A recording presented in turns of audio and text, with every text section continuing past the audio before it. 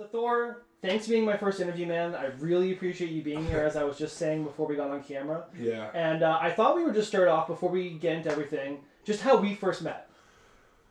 So, you know, I met you in my 20s, early 20s, and maybe even earlier, maybe 18, 19 years old. And we had a mutual friend, and he saw, some similarities between us. Well, I told him I needed some weed.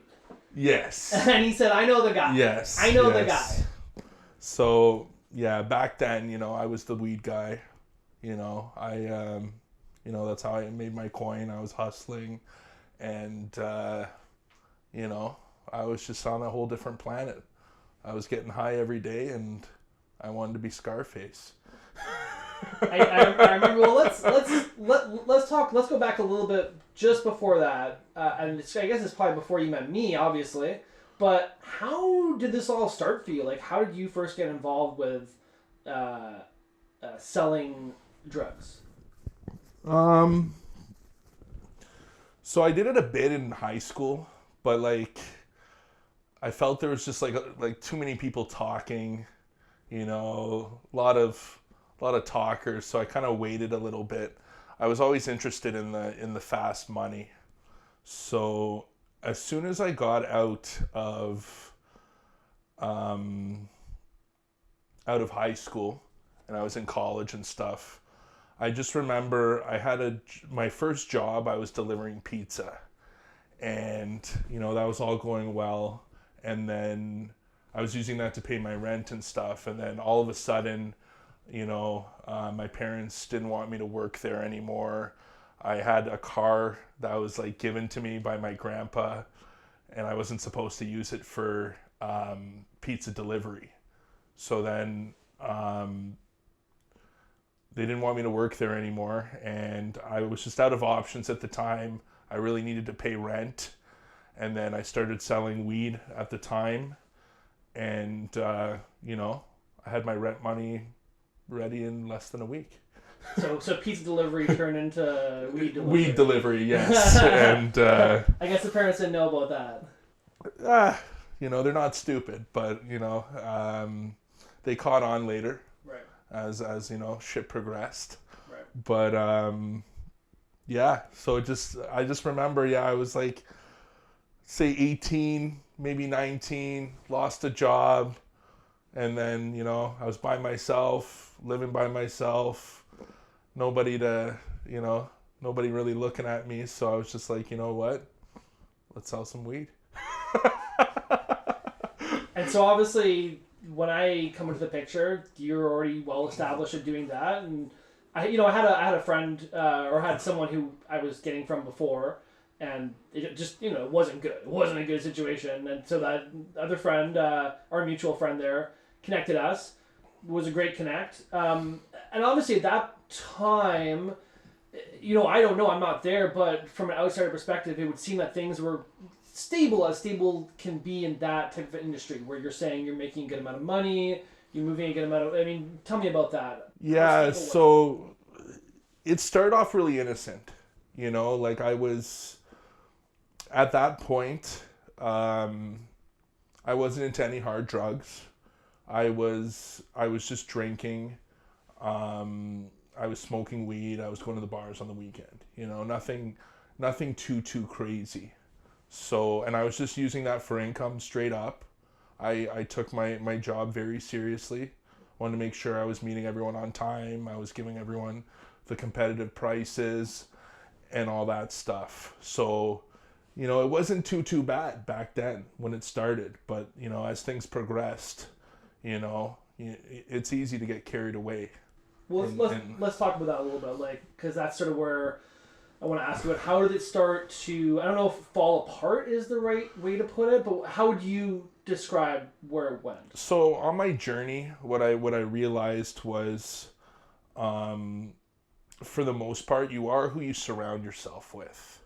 So, I had a really nice group of friends in high school. We're all super nice. We all got along and all that stuff. And then basically I just got deeper and deeper into the game, and I started like hanging out with like worse and worse people.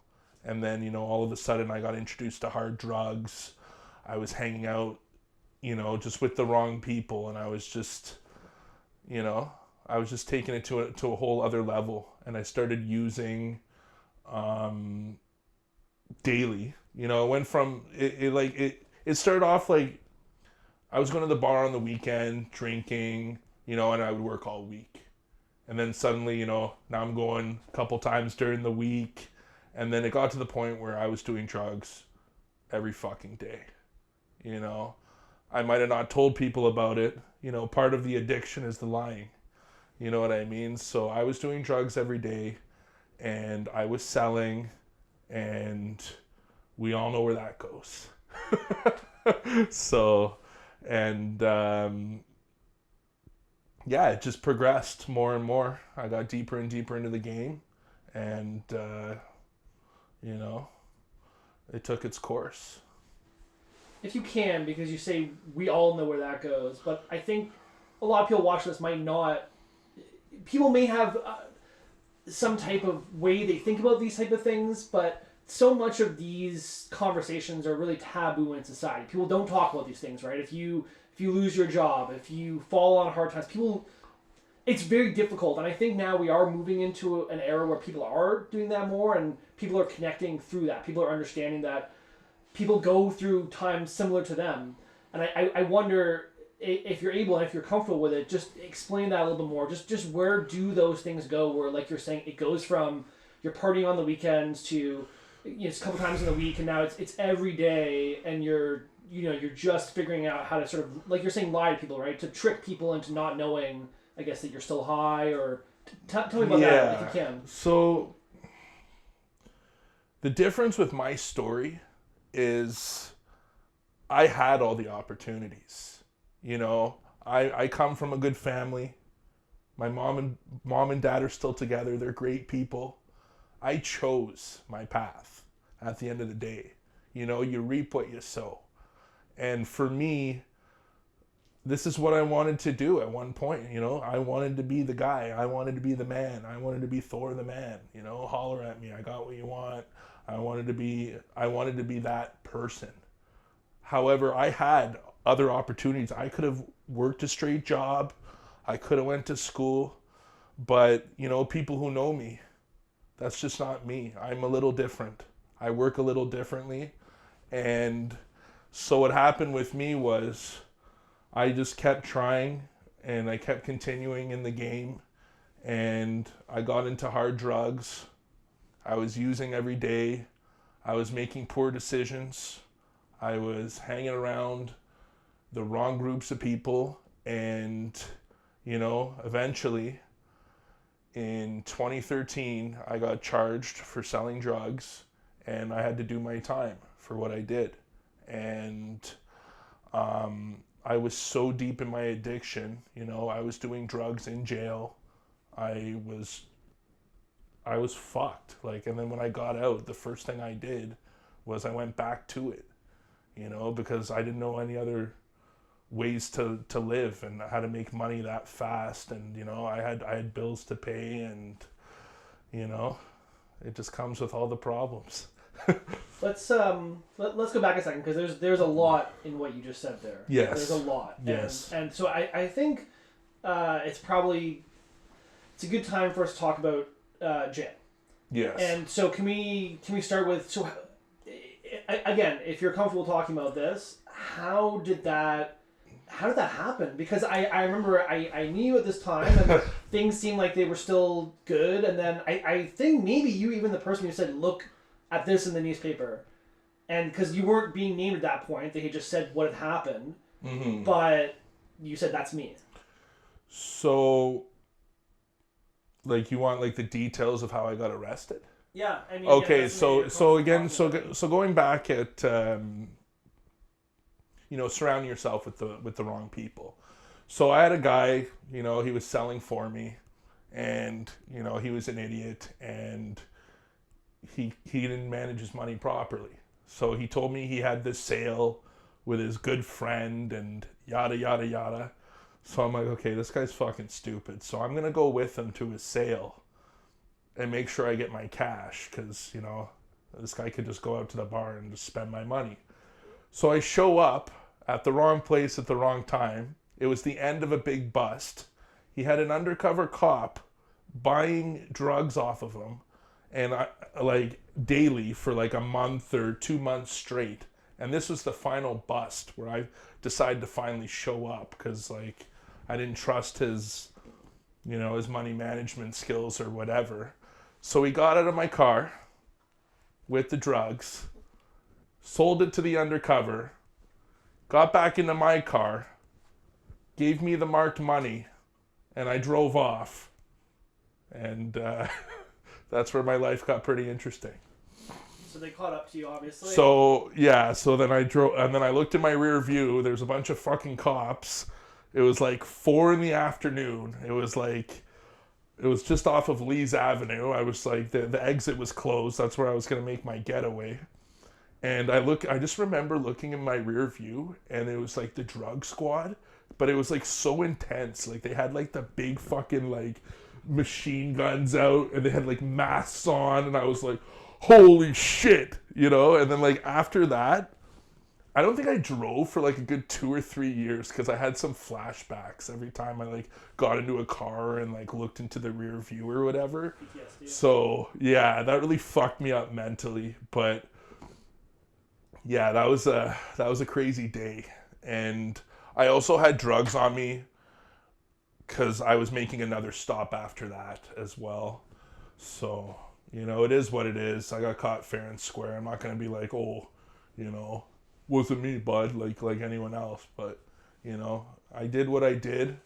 And that's what, you know, I got stronger from that situation, to be honest, you know, and that kind of shaped me into who I am today. And it made me, you know, that was another lesson that I paid for. Yeah, and paying for it. So they sent you to jail.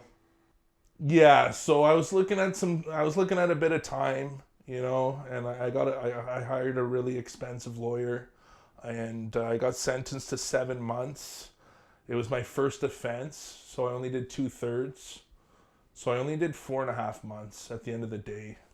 So, you know, it's still time, but, you know, I want to say I got pretty lucky, and, you know. 18 weeks, though, in jail. That's still a long time for most people. Most people who watch this video can't even imagine a night in jail. Yeah. 18 weeks. But, you know, I was selling drugs every day, you know. You reap what you sow. And so it's interesting because you were saying that you were using in jail. And again, I think people are starting to learn more about the issues in the jail system in general. But for a lot of people, I'm sure they'll hear that and they'll say, well, how is that possible? You're in jail. Thor, how are you using in jail? Well, there's a few things. I don't want to get into too many details, but like just little things. Like if you want to look at just obvious situations, like people have meds that they give you at night and stuff like that. And some people in there, well, most of the people in there are pretty fucked and get, you know, interesting scripts and stuff like that. So you can do like trades and stuff like that. And then there's obviously like, you know, the old, you know, when you go on a vacation to jail, you know, you want to pack a suitcase. So packing a suitcase to me is called putting a Kinder Surprise up your fucking ass in a few condoms and then, you know, getting a bunch of weed in or tobacco, you know. I'm not going to go any more past that for details, but those are two ways of getting drugs in jail. So, you know, you can get the scripts or, you know, some guy might have some, you know, some ass weed for you. Well, no, and I appreciate, honestly, because not even for the ass weed, but I'm cracking up with the scripts. Just imagining this scenario. So I appreciate you not breaking down. Yeah, like there was this old dude with Percocets. You know, perks are fun. You know, it was a good time, and you know, I would trade him for some stuff, or maybe he owed money from gambling, and that's all not the training, obviously, but that's all basically within the legal system of the prison in terms of the dispensing of the medication to these different prisoners. Yeah, so That's like they're all- supposed to swallow it in front of like a guard, but Right. like everyone, like there's a few guys that know how to do Hide it. the little tricks or Right. hide it in their lip or Right. you know. Most of the guys in there are frequent flyers. Sure. I think the stat is if you get arrested, there's probably a 50% chance you'll get arrested again. I'm not sure the exact stats, but a lot of guys in there know what they're doing. So It's not the first rodeo. yeah, it's not their first rodeo. Wow. Well, obviously that's a situation that a lot of people can't imagine themselves in. But so you get through that, you come out on the other side, and like you said before, so you were still at this point. You know, a lot of people think you go to jail as an addict, and that's sort of like that's your break, right? That's where you'll get clean. And this is the idea of jail, I think, whether it's from the habits that you have of being a criminal, that you go in and you get clean from your habits, your drug habits, whatever have you. I think this is the common conception about jail, that you go there, it's like a timeout almost from society, and then you come back and your problems have all been fixed. That's obviously not the case. Well, another thing you're kind of missing out on is you're also in there with other people who committed similar crimes. So you put in a lot of criminals under the same roof. You know, people are going to start making plans, scheming together, all that shit. You know, it's really hard to make a perfect prison system. But like at the end of the day, you're in there with a bunch of crooks too, who have been in there multiple times. You know, you're gonna learn some tricks, and you might, and odds are, you know, you might reoffend. You know? Well, it's almost a mentality, right? You're in there with all people who think the same way about things that are considered legal and illegal. However you want to frame that, they obviously, many of them think the same way about these things. And so it makes sense what you're saying, where it's almost it reinforces those ideas to you, where you see other people who tell you, no, here's a better way to do it, here's a smarter way to do it. It's honestly it's a thing that we could have a whole other conversation about. But so I think I want to ask you, because obviously there's a few points here now that maybe fall into this, but you're low at this point coming out of prison. I'm wondering where the lowest point for you was. Was it prison? Was it after? So the lowest point for me was in 2017. I had a really rough breakup with one of my girlfriends. It just didn't work out. It was toxic for the both of us. I'm not going to blame it on her. I'm not going to blame it on myself, but it just didn't work out. And it got to the point where I felt so weak as an individual. I had no confidence. I had been doing drugs for almost a decade at that point. The drugs just weren't doing it for me. I wasn't making money. I was racking up debts with a bunch of dealers, and to the point where I burned all my fucking bridges. Literally every fucking bridge I had, to the point where I was homeless. And I was in the street, and it was mostly couch surfing and shit, and then there was like a good week and a half I was in the street, and then my buddy drove by, and he's like, Thor, what the fuck are you doing out here? You know, you got parents, like go to your house, like what are you doing? So he contacted them, and then I went back home, and I looked my parents in the eyes and I said, listen, I can't stop getting high. I had to tell them, you know, because every time I would see them, I would paint a picture that I'm, you know, oh, I'm working this job, oh, I'm doing fine, but I wasn't fine. I was lying to them. I was lying to my mom and dad year after year. I was getting high, and I was just tired of lying. I was tired of being fake. You know, it gets tiring lying all the time and lying over the fucking lies. I was just like, you know what? This is really tiring. You know, I need to make a lifestyle change. So what happened was my parents let me back into their house and let me stay there for free. They fed me, and that's where the comeback story went down. And that's where I decided to make a change and put myself forward. And that was the big thing. I wasn't putting myself forward, and I think everyone should do the same. Is put yourself forward, do what's good for you, believe in yourself, you know. So you kind of answered my next question, because I was going to ask how you got out of that, but obviously through your family. Yeah, so I have a really good family. I have a really good support system. My family has always been there for me. You know, when I was locked up, they all visited me. You know, they did not judge me. They were there for me. And yeah, I couldn't ask for a better family, man, to be honest. You know, I couldn't ask for a better family. And I just started working on myself. So, you know, first I had to shake the drug problem. So I started, you know, rehab, meetings. I still talk to a psychologist to this day once a month just to make sure everything's good in my head. And yeah, I just kept working on myself until, you know, I was satisfied with myself, and still to this day, I want to be better than I was yesterday every single day. I just kept working on myself, and it shows now. Did you doubt in the early days that you'd get here? Yeah, it was really hard, especially at the beginning. Like, there was a few times where I was living at my parents'. You know, I was sneaking drugs in. I was still doing drugs. My buddy hired me to work for him doing internet installation, and I remember I showed up fucked out of my mind one time, and he had to send me home, and he was like, he gave me this ultimatum. He's like, listen, you can just tell me the truth right now about what actually happened yesterday, and you can keep your job, and I'll let you back in a week or two, and we can start fresh.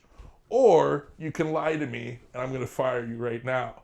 So that was like a big awakening for me, because any other job I had, you do drugs, you're done. You know, but he was actually an addict as well, who hired me, and he understood the illness. So that was a big wake-up call for me, and that was where I started to get really honest.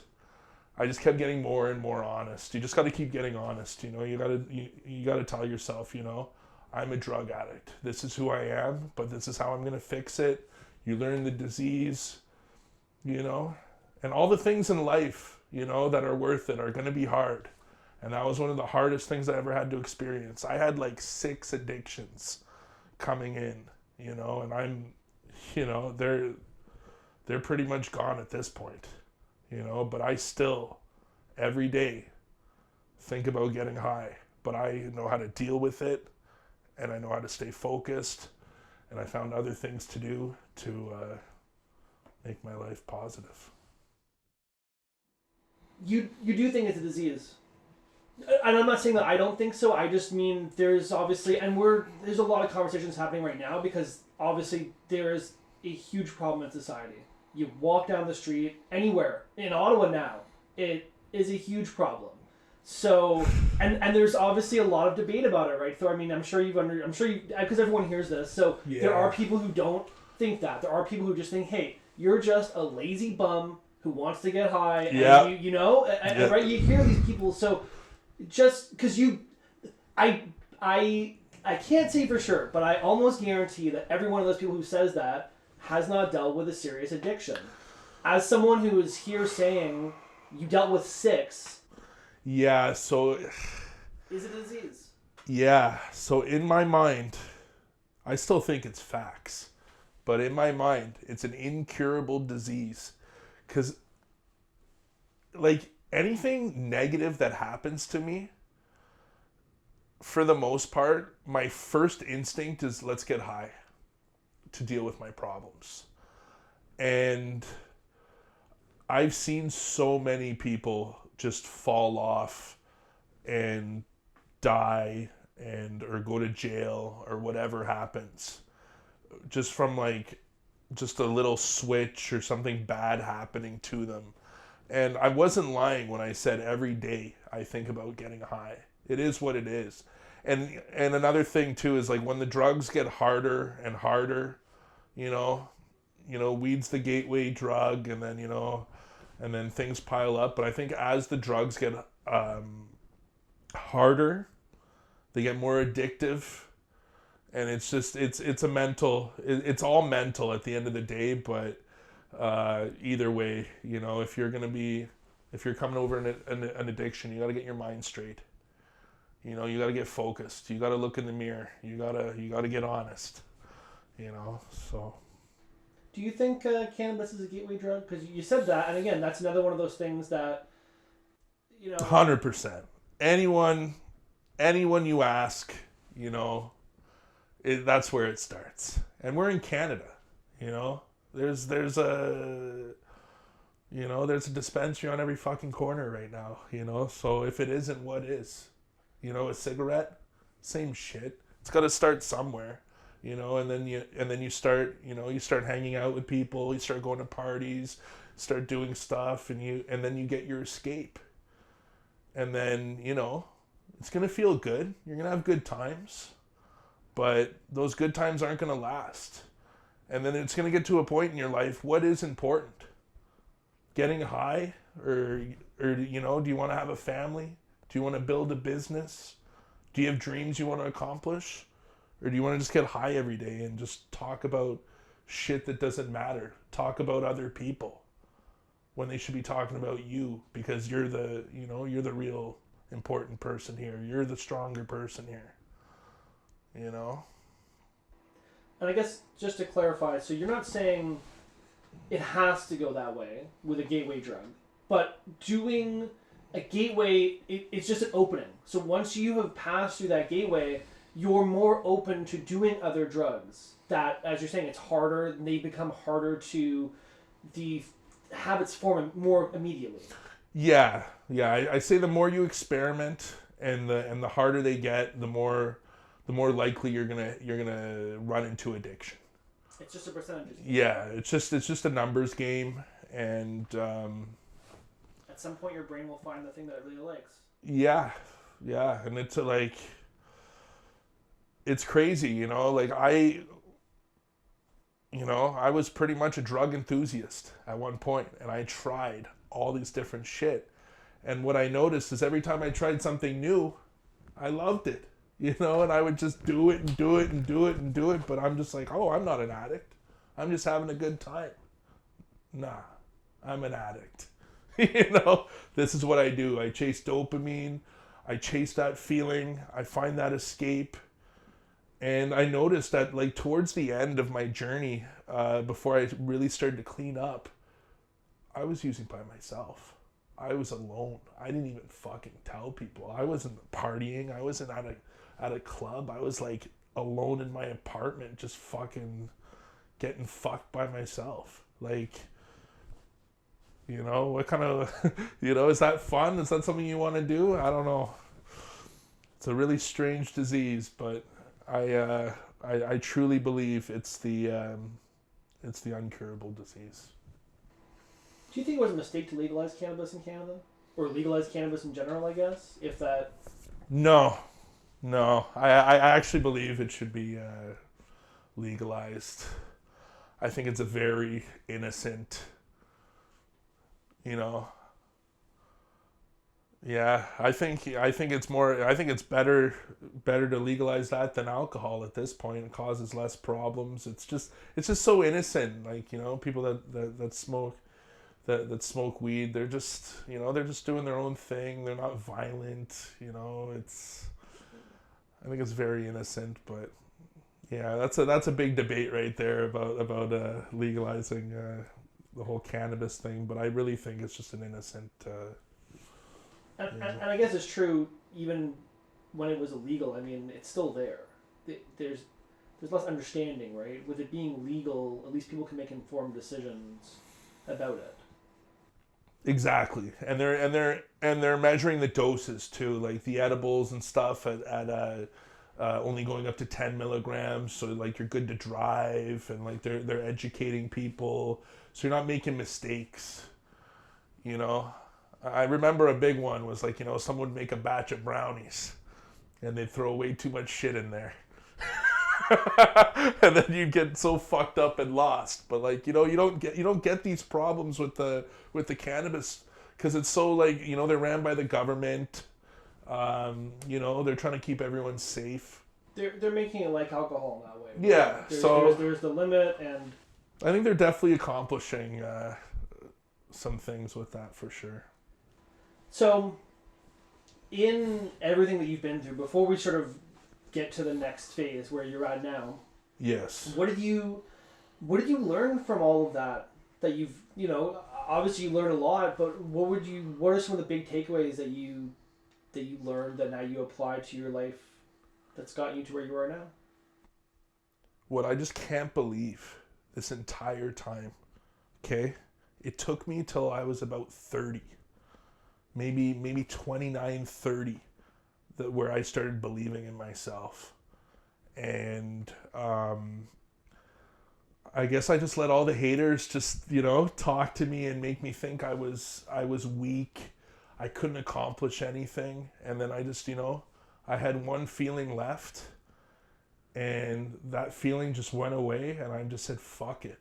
I'm going to put myself forward. Fuck everyone else. Welcome to the Thor show. Because I was accomplishing crazy things in the gym. My life was getting better quickly. And I just knew this was the right path for me. I just knew right away. So, I think the crazy thing is just how I let essentially losers get to my mind and fuck up my focus. Or just letting myself fuck up my focus. Whatever way you want to look at it. But it's just like, had I believed myself at the beginning, oh man, I'd be doing even better than I am now. But you believe now. What's that? You believe now. Yeah, I believe now, and I feel stronger than ever. Why do you believe now? Like, what changed for you? Because you said, obviously it's a lot of outside voices telling you negative stuff, things you can't do. I think we all deal with that, and we all handle that in different ways. But what really changed for you where you realized, no, I believe in Thor? Yeah, so I had like a big circle before, and I kept making it tighter and tighter and tighter, and I didn't believe in myself, and I made like a few ground rules, like just, if it's not beneficial for me, it's just not going to work at all, kind of thing. And anyone that was just pulling me down and wasn't helping me progress, they had to go. And I just started making the right decisions. And it all came from just working on myself, working at the gym. I felt strong, And it was the little things at the start, I started getting big. Like, people were opening doors for me, handing me free shit. I started making more money per month, at work and stuff like that. And I was just like, wow, this is great. And I'm just like, I just told myself, I am never gonna stop going to the gym. Like, this is my fucking calling. I'm curious about something, because I've obviously, you love the gym. Yes. You're killing it. You've been killing it. You look great, by the way. Thank you. One thing I've noticed, and I feel like you're really going to be able to speak to this with your experience, and because I don't think this is the case for you. But I do find that a lot of people who I've known who've had addictions, a positive thing that they do often is that they turn that addictive feeling or drive towards exercise. So they replace drugs with exercise, and you harness that same feeling, but on something that's objective. So you can look at it and say, okay, you're putting this energy into something that's objectively negative, addictions. Yeah. You take the same energy and put it into exercise. It's better because it's good for you. It's not hurting your body, but it's still that same energy. Like, there's still something there at the seed of that. What do you think about that? And because, like I said, I don't think that is the case for you from what I've seen. I don't think that it's just a straight, like, oh, I feel like I'm going to get high, so I'm going to go and work out. You're much more regimented than that, where drive to get high doesn't apply to a timeline like that. So it's different, but I'm curious what you think about this. So the gym basically, like before when I was just trapping and just doing all that stuff, I didn't have a routine. Okay, so the big thing that the gym brings to most people is, and like for the best results, is you want to train at the same time or around the same time every day and develop a routine. So when you bring the drugs into the mix, there goes your routine. So you don't want to ruin it. Once things are going at the gym and you're releasing endorphins just from the exercise, you don't want something petty like drugs getting in the way when you're making those kind of gains. And like for me, I'm competing, I'm actually researching all that stuff. The worst thing for muscle gains is actually alcohol. I cut that out completely. That was a real tough one to get over. I used to drink like a motherfucker, but when I saw the athletes that don't drink versus the ones that were drinking, it was night and day, and I want to be as large as possible. So I'm just like, so I think the big one is actually the routine is like when you develop a good routine from the gym and things start rolling, yeah, you can't let something like that get in the way. So you feel it is, there's a difference in it because the craving to do drugs, it doesn't follow a routine. Your brain says, hey, I want to get high, let's get high. And if you were going to put that same energy into working out or whatever, maybe you could in a certain way in terms of, oh, you think about getting high, I'm going to go run on the treadmill. But there's no consistency or routine to that, so you won't actually build in a way that people who go to the gym... To be honest, the gym doesn't really stop the craving. For me, it's more the meetings is actually what stops the meetings. So I tell myself, as an athlete, I want to go 1 hour a day at least in the gym. That's my time. That's for my body. And then the 1 hour for my mind will be a meeting. And that's what really stops me, because the meetings just, you hear everyone talk about their issues, all that stuff. It really clicks in. And the longest I've ever been clean is when I was doing meetings daily, almost. And I just never wanted to touch it. And this is even before I started training. It's the meetings for me. And that's the big one. I don't know what it does. I can't explain it, but when I go, if you are able to take responsibility, put your ass in that chair in front of 20 people, sit down and say, hey, this is my problem. This is how I want to fix it. This is how I'm going to address it. And you do that over and over and over again, you can accomplish some things. So I think it was more the meetings in terms of for the cravings. The gym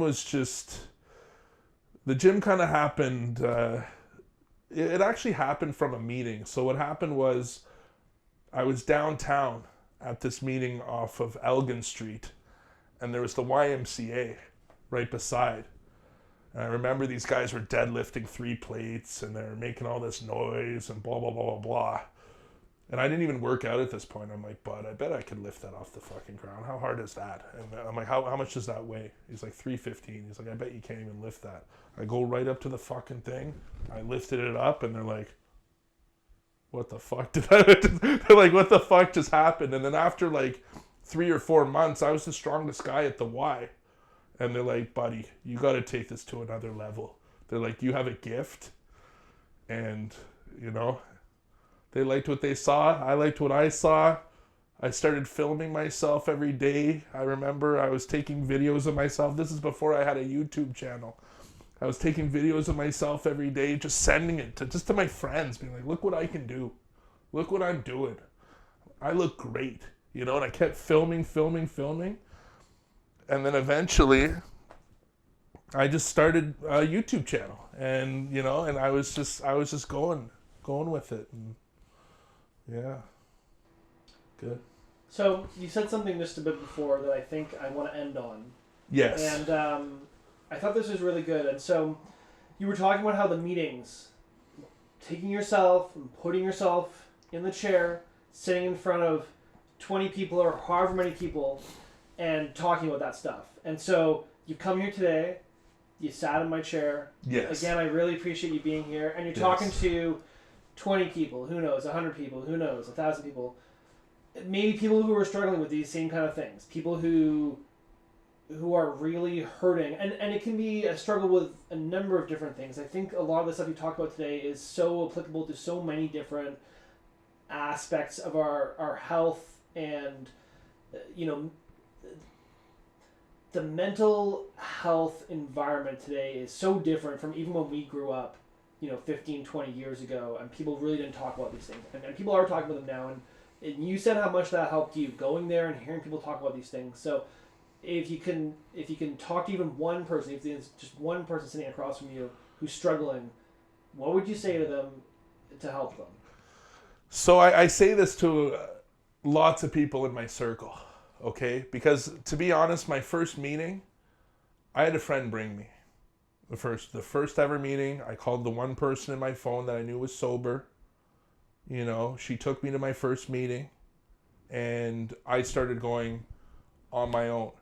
But I even tell people from the past, people I used to sell drugs to, whatever. You need to go to a meeting, I will pick you up personally, and I will drive you to the meeting. Because someone did that for me. And that would be my way of paying it forward. Because it made a huge difference to me.